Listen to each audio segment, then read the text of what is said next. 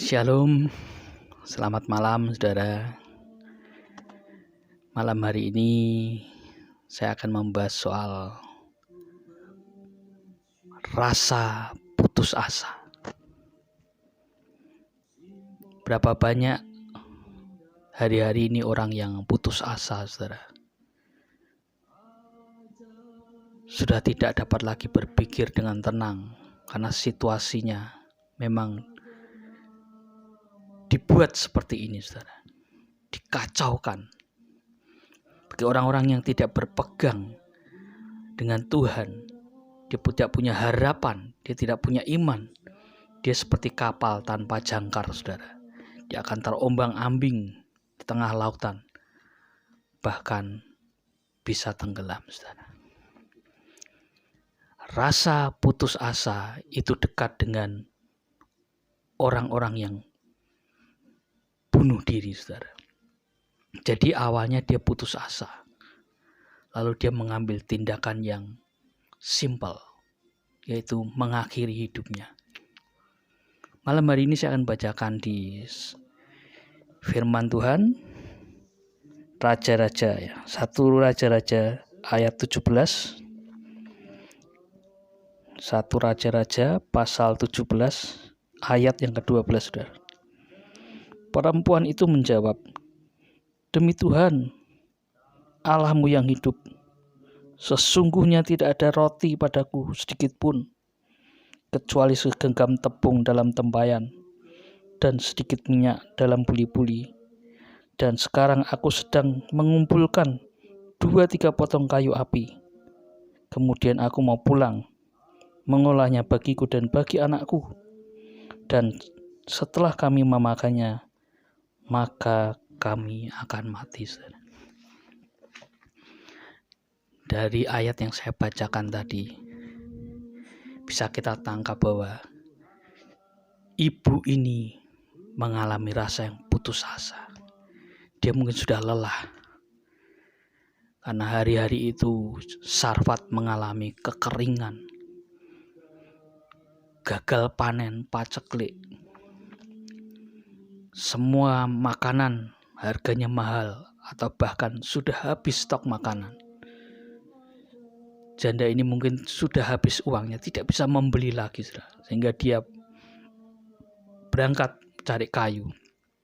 Dia bilang sama anaknya, "Ibu mau cari kayu dulu. Kamu di rumah, ibu mau cari kayu dulu untuk mengolah ini tepung." Dan dalam pikiran ibu ini pasti dia berpikir bahwa setelah makan ini maka selesailah hidupnya. Ya, yang dia pikirkan itu lalu tercetus ketika seorang nabi meminta untuk dia minum dan makan. Maka ibu ini berkata, "Sudah tidak ada apa-apa daripadaku, hanya segenggam tepung ini. Lalu kami makan, lalu mati." Apa ada di dalam benak ibu ini? Mungkin dia bunuh diri, atau dia menunggu kematiannya dengan rasa lapar, dengan penderitaannya. Hari-hari ini memang sedang dilepaskan roh putus asa dan roh bunuh diri, saudara. Roh mencekam. Bagi engkau yang sedang mengalami itu, mungkin tidak ada orang lagi yang dapat menolong engkau. Tidak ada orang lagi yang peduli padamu. Saudaramu tidak ada lagi yang peduli padamu. Mungkin kau akan mengambil tindakan itu, saudara. Cepat-cepat singkirkan niatmu itu. Singkirkan kepenatan hatimu. Putus asa, singkirkan. Segera cari Tuhan. Berdoa, memuji Tuhan. Dengan memuji engkau sedang menyingkirkan hadirat setan. Dengan memuji Tuhan engkau sedang memanggil hadirat surga. Singkirkan roh putus asa dan roh bunuh diri. Ya, saya katakan dengan anak saya yang seringkali kalau dia sedang down itu saya agak takut. Saya katakan kepada anak saya gini, "Kamu suatu saat dalam hidupmu, ketika kamu mengalami kesesakan yang sangat dalam, dan engkau akan mengambil tindakan mengakhiri hidupmu dengan cara bunuh diri, ingat perkataan Papi saat ini. Kalau engkau ingin bertemu dengan Papimu di sorga, jangan ambil cara itu. Jangan mengakhiri kisah hidupmu dengan memotong jalan ceritamu sendiri. Biarkan Tuhan yang menyelesaikan jalan ceritamu, karena Tuhanlah sutradaranya. Jangan kamu yang memotong jalan cerita dalam hidupmu. Jangan akhiri hidupmu, karena engkau tidak akan masuk surga. Orang yang bunuh diri tidak akan masuk surga. Tidak ada film yang diselesaikannya. Tidak ada cerita dalam hidupnya yang dia harus jalani seharusnya, tapi dia tidak selesaikan. Saudara, kembali ke Tuhan. Kembali ke iman. Baca firman-Nya. Baca Mazmur.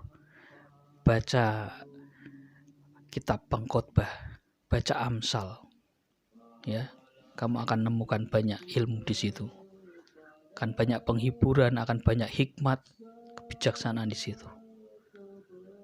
Cari Tuhan, temui Dia. Ketoklah pintu surga, maka akan dibukakan. Singkirkan niatmu itu. Singkirkan, karena janda Sarfat ini ternyata ketika dia punya niat seperti itu, setelah aku makan pasti juga kami akan mati. Tapi Tuhan buat skenario lain, saudara. Dia ditemukan seorang nabi yang nantinya nabi itu menjadi penolongnya. Tuhan punya rencana untuk hidupmu. Jangan akhiri ceritamu dengan caramu sendiri. Akhiri ceritamu dengan cara Tuhan. God bless you.